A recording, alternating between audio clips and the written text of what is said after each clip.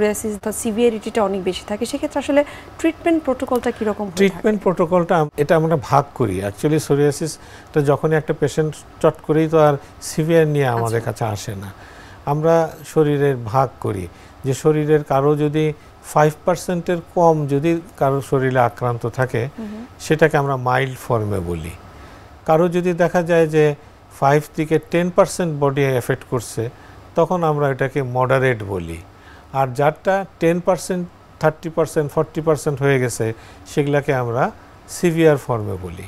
তো মাইল্ড ফর্মে যখন আসে তখন আমরা লাগানোর ওষুধগুলো, যেমন টপিক্যাল ওষুধ, যেমন কর্টিকোস্টেরয়েড আছে, ক্যালসিপেট্রিওল আছে, কোল্টার আছে, বিভিন্ন রকমের আমাদের ময়শ্চারাইজার আছে, এগুলো ইউজ করতে বলি।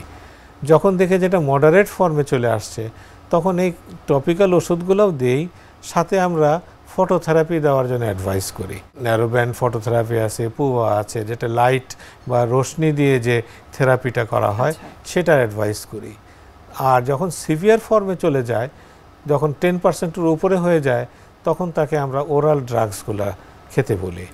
ওরাল ড্রাগসের ভিতরে যেগুলো ইমিউনোসাপ্রেসিভ ড্রাগগুলো যেগুলো আছে, যেমন মেথোট্রেক্সেট, সাইক্লোস্পোরিন, অ্যাসিট্রেটিন, এগুলো দিই।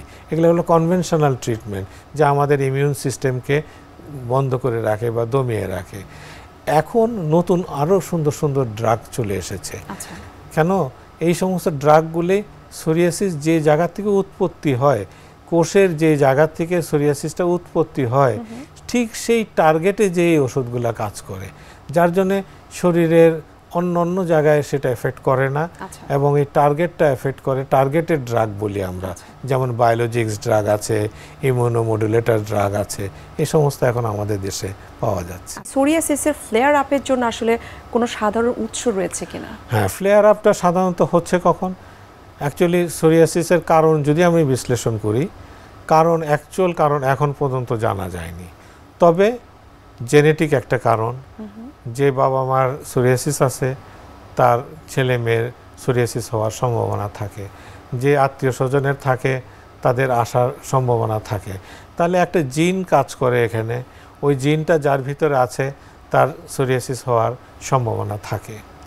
তাছাড়া ইমিউন সিস্টেম আমাদের যেটা আছে, যেটা আমাদের প্রতিরোধ ক্ষমতার সিস্টেম, এই সিস্টেমটা যদি কোনো সময় অ্যাবনর্মাল হয়ে যায়, অ্যাবনর্মাল হয়ে নর্মাল ইমিউন সিস্টেমটা আমাদের শরীরের প্রতিরোধ হিসাবে কাজ করে। যেমন কোনো শরীরে জীবাণু ঢুকলো, সেই জীবাণুটাকে ধ্বংস করে দিল। এই ইমিউন সিস্টেমটা করে কি, অ্যাবনর্মাল বিহেভ করে আমাদের নর্মাল স্কিনকে এফেক্ট করে।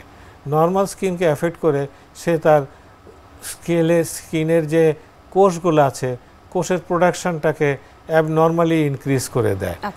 ওই যে ইনক্রিজ করে দিলে যে স্কিনটা বিভিন্ন স্টেজে, মানে ধাপে ধাপে স্তরে স্তরে আসার কথা, 1 মাস লাগার কথা, সেই কোষটা 4-5 দিনের ভিতরে দেখা যায় যে একদম ফুলে ফেঁপে বেরিয়ে আসতেছে। তো এই যে একটা অ্যাবনর্মাল বিহেভিয়ার ইমিউন সিস্টেমের জন্য হচ্ছে, এটা একটা কারণ হতে পারে। আরেকটা হতে পারে কিছু রিস্ক ফ্যাক্টর থাকে, যেমন একটা পেশেন্টের সোরিয়াসিসের টেন্ডেন্সি আছে কিন্তু প্রকাশ পায়নি, সে রোগীটা যদি খুব স্ট্রেসে থাকে